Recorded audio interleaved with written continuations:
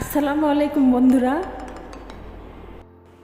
আজকে বাচ্চাদের বানিয়ে দিলাম পানির মতো সহজ একটা রেসিপি দিয়ে বুটের হালুয়া।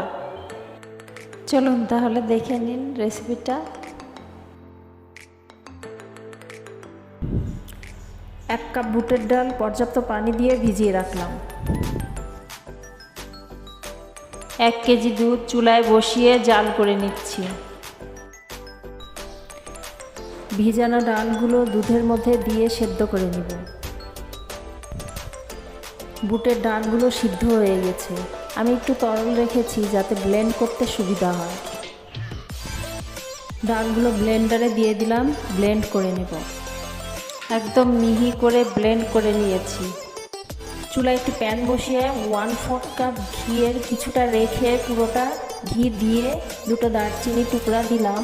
তারপর ব্লেন্ড করা বুটের ডালগুলো দিয়ে ভেজে নেব।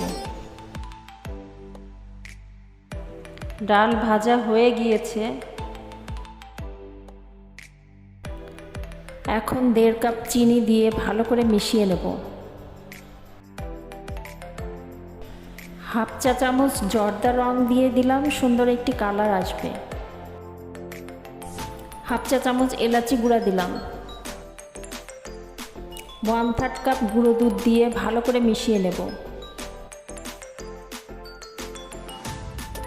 অনবরত নেড়ে নেড়ে সব কিছু মিশিয়ে নিলাম। বাকি যে ঘিটুকু ছিল সেটুকু দিয়ে ভালো করে মিশিয়ে নেব। সুন্দর একটা ঘ্রাণ আসবে। বুটের হালুয়া একদম আঠালো হয়ে এসেছে। এবার নামিয়ে নেব।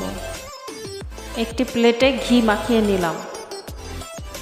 এবারে বুটের হালুয়া ঢেলে সমান করে বিছিয়ে নেব। ঠান্ডা হয়ে গেলে চাকু দিয়ে কেটে নিচ্ছি। আপনারা আপনাদের পছন্দ মতো কেটে নেবেন।